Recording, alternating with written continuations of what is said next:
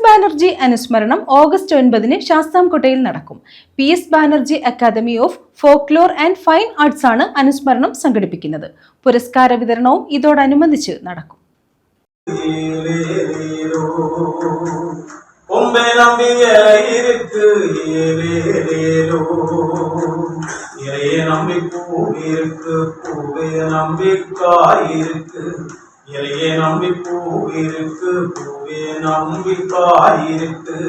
PS Banerjee അനുസ്മരണം ഭരണിക്കാവ് തറവാട് ഓഡിറ്റോറിയത്തിൽ ഓഗസ്റ്റ് 9 നടക്കും.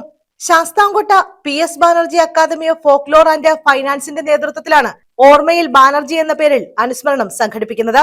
നാടൻപാട്ട് മത്സരം, ചിത്രരചനാ മത്സരം, വരയോളം, പാട്ടോളം, അനുസ്മരണ സമ്മേളനം, പുരസ്കാര സമർപ്പണം, സമ്മാനദാനം എന്നിവയും ഇതിന്റെ ഭാഗമായി നടത്തുമെന്ന് ഭാരവാഹികൾ അറിയിച്ചു.